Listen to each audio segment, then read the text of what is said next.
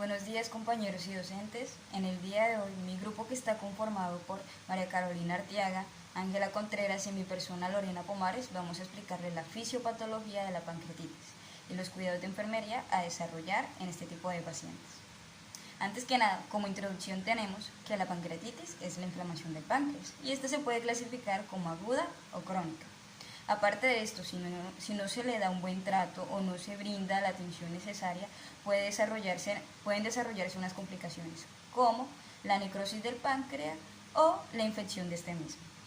Aparte de eso, encontramos múltiples causantes que dan origen a esta patología, como pueden ser el consumo excesivo de alcohol, fumar o los cálculos biliares, que se encuentran entre las causas principales. En el marco epidemiológico encontramos que la pancreatitis es uno de los trastornos gastrointestinales más comunes y que requiere hospitalización. En este tenemos una incidencia entre 13 a 45 casos por cada 100.000 habitantes, de los cuales la mayoría son leves, un 30% moderadamente graves y el otro 10% graves. Como definición encontramos que la pancreatitis es la inflamación de la glándula pancreática y esta se clasifica en dos, en aguda y crónica. En la aguda encontramos que, a diferencia de la crónica, es una lesión reversible. ¿A causa de qué? A causa de la inflamación o de diversas etiologías que se presentan en el parénquima pancreático. En la crónica, que encontramos que, a diferencia de la aguda, esta es una lesión no reversible. Su mismo nombre lo dice, es una enfermedad crónica. Y este se caracteriza ¿por qué? Por la destrucción de las células pancreáticas. Antes de hablar de la fisiopatología de la pancreatitis, es necesario hacer un pequeño recorderis de la anatomía y la fisiología del páncreas. Vámonos primero con la anatomía. Recordemos que el páncreas, en su parte externa, se divide en tres partes principales, que son la cabeza, el cuerpo y la cola.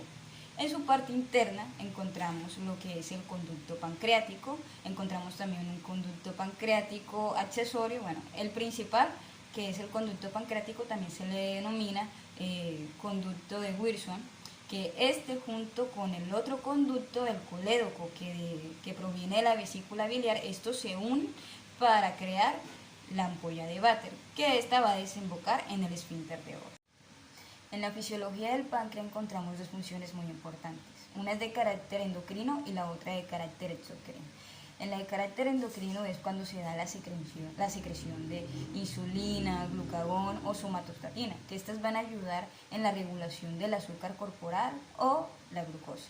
En la parte exocrina encontramos que es la elaboración del jugo pancreático y la secreción de las enzimas que se van a secretar en el intestino delgado. ¿Para qué? Para que se dé una buena digestión. En la etiología encontramos diversos factores. En la pancreatitis aguda encontramos los cálculos biliares, el consumo prolongado de alcohol, el tabaquismo, algunos fármacos, las causas autoinmunes, también los traumatismos abdominales, la obesidad. Y por este lado encontramos en la pancreatitis crónica el alcoholismo, ya prolongado el consumo de sea 50 gramos al día durante 6 o 12 años, el tabaquismo, causas autoinmunes igualmente que en la aguda o un factor hereditario genético. En la fisiopatología de la pancreatitis encontramos diversos factores, entre esos que se dé la liberación o la activación de las enzimas, porque en las condiciones normales las enzimas que se producen en el páncreas son activadas en la luz duodenal, pero cuando se presenta alguna alteración por causa de algún mecanismo, evitando la activación o liberación de esta, se produce lo que es la pancreatitis. Entre esos mecanismos que encontramos que las enzimas se almacenan en forma de gránulos decimógeno, también que las enzimas se secretan en forma inactiva, también que las enzimas que activan los simógenos se encuentran fuera del páncreas, esto se le conoce como enteroquinasa duodenal, también que las células acinares producen inhibidores de la tripsina, como la serina proteasa, inhibidora de la cal tipo 1. Y por último, un gradiente de presión que favorece el flujo del jugo pancreático hacia el duodeno. Como vemos, también pueden haber lesiones en las células acinares, que son las encargadas de la producción enzimática. Pueden ser alteradas por factores exógenos, endógenos o factores iatrogénicos. También tenemos lo que es la necrosis celular, que es cuando se dan la apoptosis o la muerte celular. La fisiopatología de la pancreatitis crónica es similar a la de la pancreatitis aguda. ¿Cuál es la diferencia aquí en esto? Son los causantes y que la pancreatitis crónica ya no es una enfermedad reversible, ya no tiene un arreglo como tal, a causa de los múltiples episodios de pancreatitis antiguas o de los causantes no cambiados. Encontramos una clasificación que nos ayuda a entender un poco más esto, que es la de TIGA, o que hace referencia a cada letra hace referencia a una causa etiológica. Por ejemplo, la T, que hace referencia a la toxicidad metabólica, causa del consumo excesivo de alcohol. La E, que es la idiopática, de algunas series que alcanzan entre el 10 al 30% y se ha agrupado en una forma juvenil que se presenta en las primeras 2 décadas de la vida, y una forma tardía que hacia la cuarta o quinta década. La G, que es la parte genética, ya no es un factor modificable. Algunos autores la describen como las mutaciones que se pueden presentar. La A, que hace referencia a las enfermedades autoinmunes, es una entidad poco frecuente con hallazgos clínicos y paraclínicos, definidos o histológicamente con su carácter en el extenso infiltrado que se da. R, que hace referencia o que incluye más bien a que el paciente ha tenido múltiples episodios de pancreatitis aguda. Y por último, O, que hace referencia a la parte obstructiva, donde algunos conductos pancreáticos posiblemente se encuentren dañados por causas inmunológicas o causas inmunológicas que afecten al epitelio. Continuando con la exposición, veamos las manifestaciones clínicas. Estas, en el cuadro azul están las de la pancreatitis aguda y en el cuadro naranja están las de la pancreatitis crónica. En la pancreatitis aguda tenemos dolor abdominal agudo. Este es de inicio súbito, persistente, a nivel del epigastrio e irradiado hacia la espalda. También hay hipersensibilidad y resistencia abdominal a la palpación, fiebre, sensación de llenura, hipotensión, vómitos, distensión abdominal, indigestión, hipo y oliguria. Se presenta también el signo de Colen, este es equimosis a nivel periumbilical, y el signo de Grey-Turner, que es equimosis a nivel de los flancos, y cuando se presentan suelen estar asociados a una pancreatitis aguda grave. Hay taquicardia, taquipnea, ictericia, diaforesis, alteración del estado de la conciencia. En la pancreatitis crónica tenemos dolor abdominal. Este dolor es similar al de la pancreatitis aguda. Hay diarrea crónica con esteatorrea. Este síntoma se presenta en las fases tardías de la enfermedad. La insuficiencia pancreática endocrina se manifiesta en forma de hiperglucemia y diabetes mellitus insulinodependiente. Otros síntomas que se presentan son hinchazón abdominal, meteorismo por sobrecrecimiento bacteriano, pesadez postprandial y pérdida de peso. En los exámenes diagnósticos tenemos, a nivel de laboratorio, estudio de las enzimas pancreáticas. Esta se espera una elevación de 3 veces más de su valor normal. La lipasa es más sensible que la amilasa, suele estar elevada de 8 a 14 días más que la amilasa. Y la amilasa en algunos pacientes con pancreatitis puede tener un valor normal y suele elevarse en otras patologías como la parotiditis. En el hemograma se puede encontrar una elevación de los leucocitos, de la hemoglobina y del hematocrito debido a una hemoconcentración. Se estudian también las transaminasas y otras enzimas como lo son la tripsina catiónica inmunorreactiva, la lactasa pancreática 1 y la fosfolipasa A2. Estas enzimas son más específicas y su aumento se puede correlacionar con la gravedad de la patología. A nivel imagenológico tenemos la ecografía abdominal. Esta no es tan sensible ya que no se visualiza muy bien el páncreas, pero puede utilizarse en el diagnóstico inicial para ver si hay alguna inflamación, si hay edema. La tomografía axial computarizada es mucho más específica. Aquí se ve la extensión que tiene la inflamación y si hay necrosis. La ERCP se debe realizar durante los 3 primeros días de inicio del cuadro clínico, que es la con la angiopancreatografía retrógrada endoscópica. Se utiliza para ver litiasis y cuando hay colangitis. La colangioresonancia también es útil para detectar litiasis. La ecografía endoscópica no es de uso habitual. Se usa cuando se quiere descartar alguna patología ductual. El estudio genético tiene un rol importante en aquellos pacientes que presentan 2 o más episodios de pancreatitis. También en pacientes con pancreatitis crónica y en niños que tienen pancreatitis aguda y no se conoce la etiología y tienen algún familiar con un antecedente de pancreatitis. En las complicaciones de la pancreatitis aguda tenemos a nivel cardiovascular la hipotensión y el shock, alteraciones del electrocardiograma, un derrame pericárdico.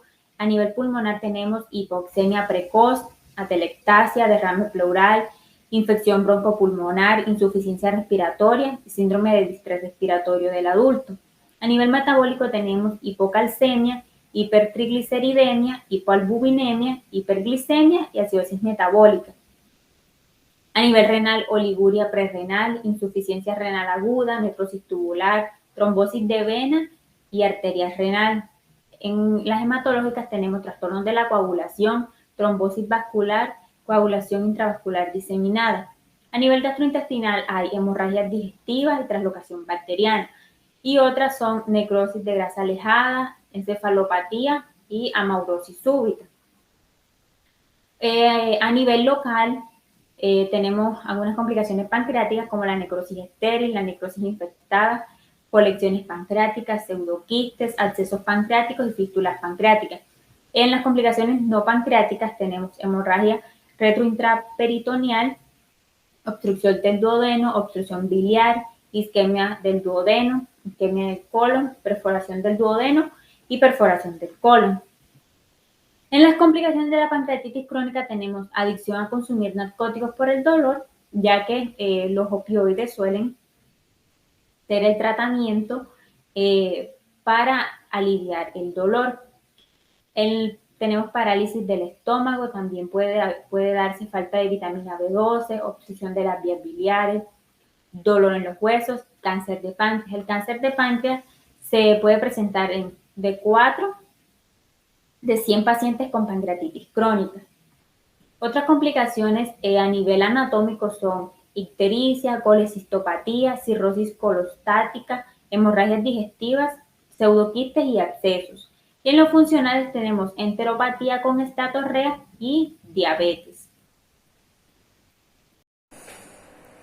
Hola, ¿cómo están? Vamos a continuar con el tratamiento farmacológico y quirúrgico de la pancreatitis aguda y crónica. Para este tratamiento encontramos el tratamiento farmacológico que puede ser tratado con analgésicos y antibióticos. Analgésicos tales como la meperidina y el fentanilo a dosis entre 100 y 50 miligramos y el ketorolaco a dosis de 30 miligramos.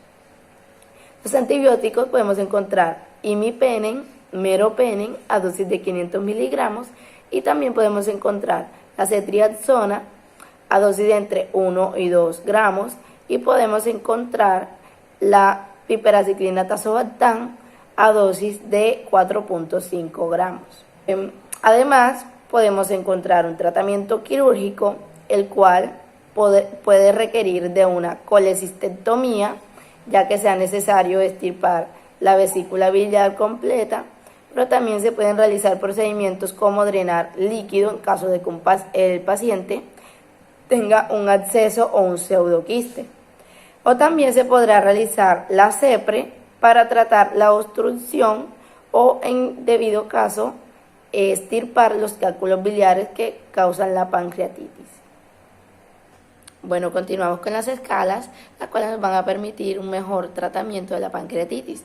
Podemos encontrar estas escalas como la de Baltasar, la de Apache, la de Marshall, la de Ransom, la de Atlanta, la de Visat, de las cuales nos vamos a enfocar en la escala de Ransom y la escala de Apache. La escala de Ransom es esta que presentamos, la cual evalúa 11 criterios, de los cuales 5 son evaluados al ingreso y 6 son evaluados a las 48 horas.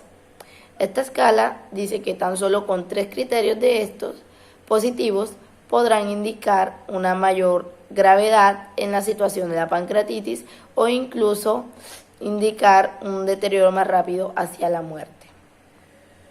Sigue esta escala de Apache, tal como se muestra aquí. Podemos ver que se divide en dos partes.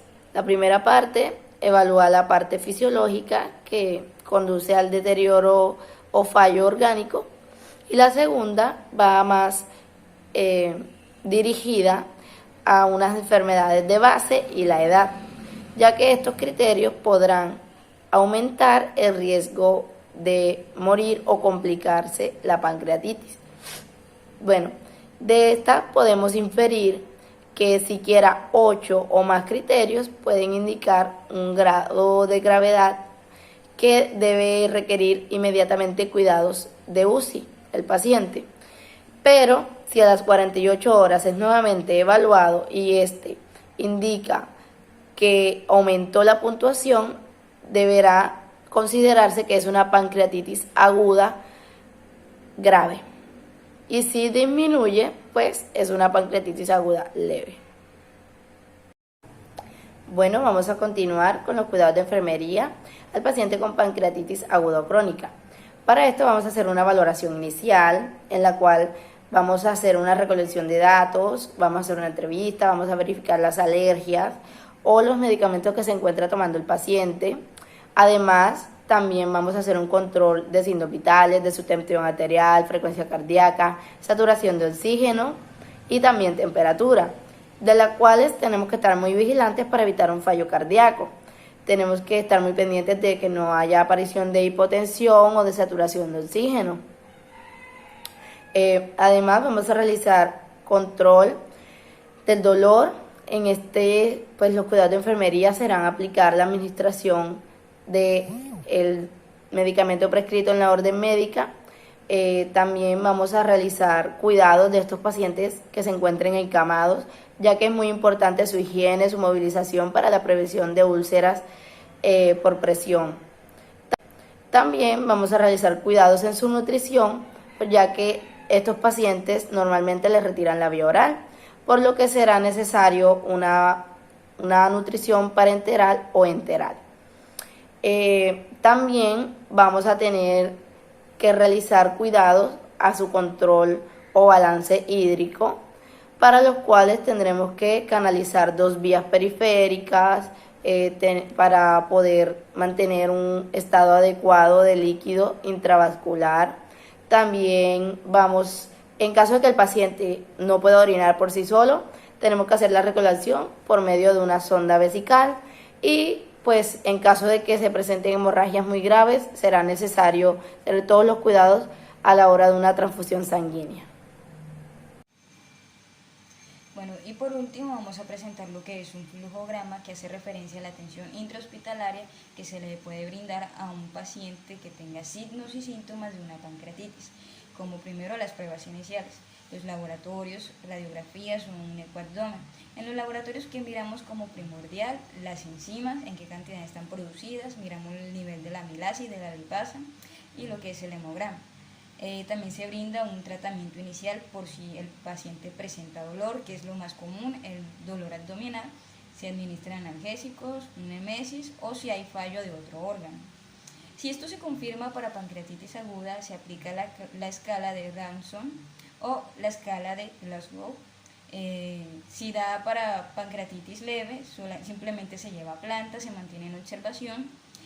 Pero si el paciente llega a presentar una pancreatitis un poco más complicada, unos signos y síntomas más complicados, si se llega a observar un fallo de órgano, si hay insuficiencia respiratoria, insuficiencia renal, aquí ya sería un traslado a UCI. Y de acuerdo también a la puntuación que haya tenido en el Ranson, o en las escalas que se hayan aplicado. En caso de que no sea confirmado para pancreatitis, ahí sí ya sería para otro diagnóstico. ¿Cuál sería el otro diagnóstico? Si presenta otro, ya se le administraría el tratamiento de acuerdo al diagnóstico que se le dio. Si no hay diagnóstico, se realiza un algoritmo relacionado con el dolor abdominal o una observación de ecografía abdominal para descartar.